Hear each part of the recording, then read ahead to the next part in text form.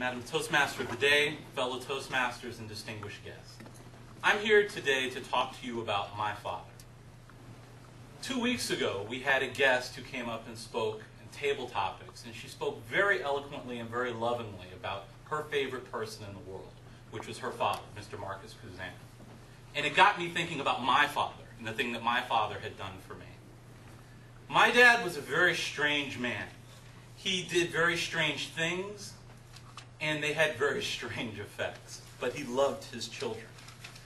My earliest evidence of this action is apparently the first time that I returned home from preschool, I had picked up some bad habits. So I asked my mother if I could have my dessert before my dinner, and when she told me no, I proceeded to drop to the ground and throw a tantrum, because I had seen this at preschool. Apparently, my father walked in the house, saw me laying on the floor, kicking and screaming, and proceeded to drop to the floor and throw a tantrum too. My mother said I stopped, sat up, and looked at him like he was crazy, very quietly got back up, sat at the table, and proceeded to eat my dinner, because my father had proved to me that he was crazier than I was, and I didn't want any part of that. This is just a hint of the kind of man that my father was.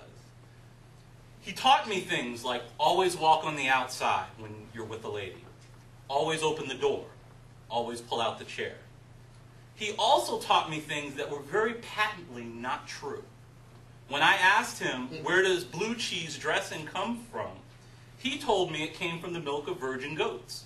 Since I was not a country boy, that made perfect sense to me.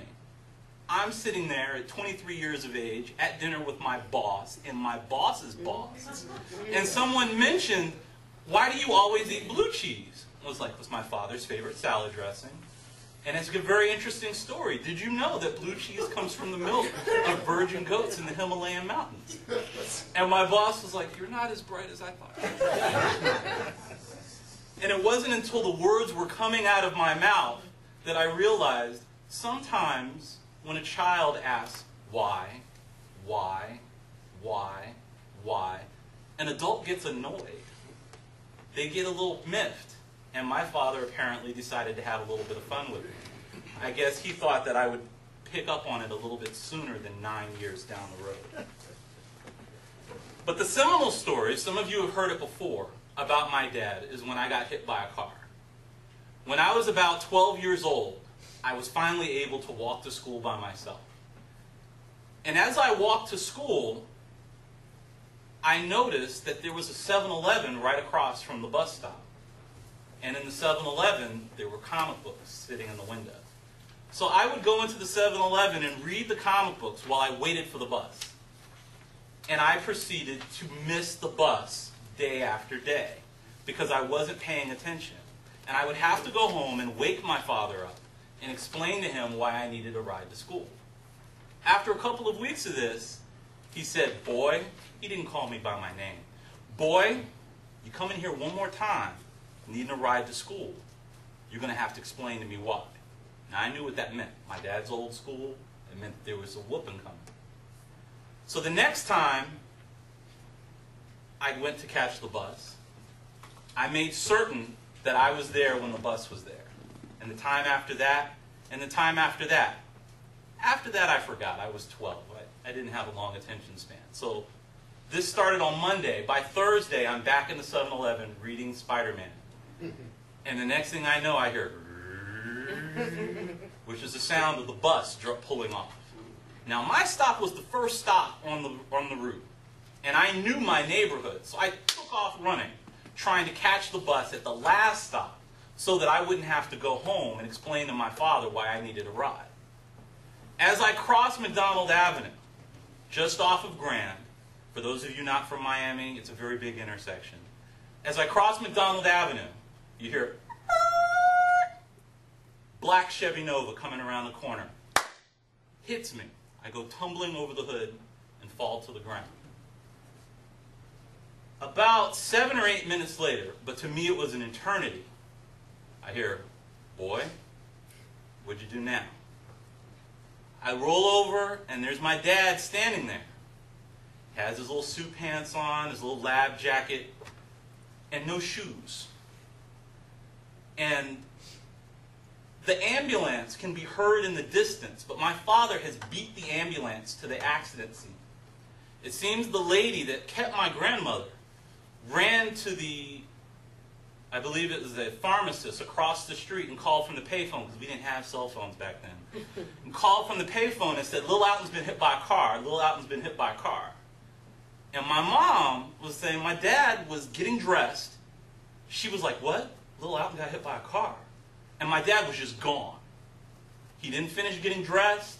He didn't worry about grabbing the car. He didn't worry about how silly he looked or how crazy he looked. To this day, people in the neighborhood still talk about the day they saw Dr. Henley go high-stepping down the street, barefoot, to get to the accident scene. And as much trouble as I knew I was in, and as much pain I was in, for those of you who don't know, the 1966 Chevy Nova had a kind of a widow's peak at the front of the car, and it was the point that hit me in my back.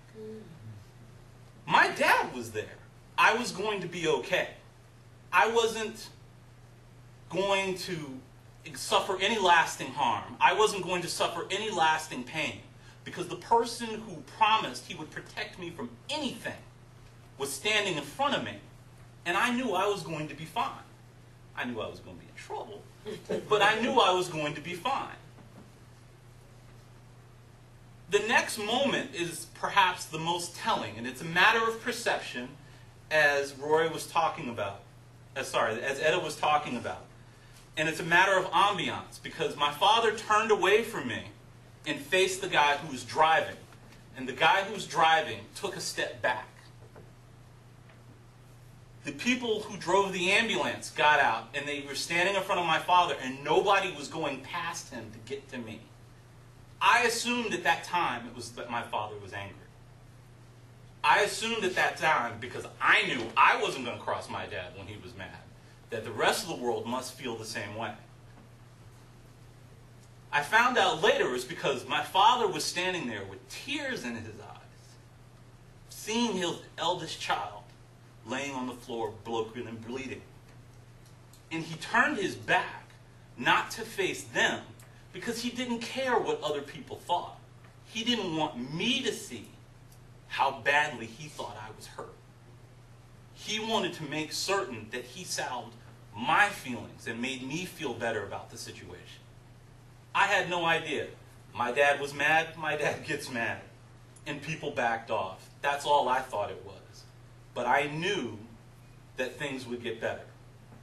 Because we rode in the ambulance on the way to the hospital, and I was waiting for my whooping. We got done at the hospital, and we were on our way home, and I was waiting for my whooping. And when we got home, my dad said something that touched me to no end. He was like, "Boy, I don't know why you do these things. There's nothing I can do to you that will hurt you more than you hurt me today. Please, please make sure you're on the bus from now on." I not only was on the bus every single day from that point forward, I also never read Spider-Man again. It seems weird, but I just lost the taste for it.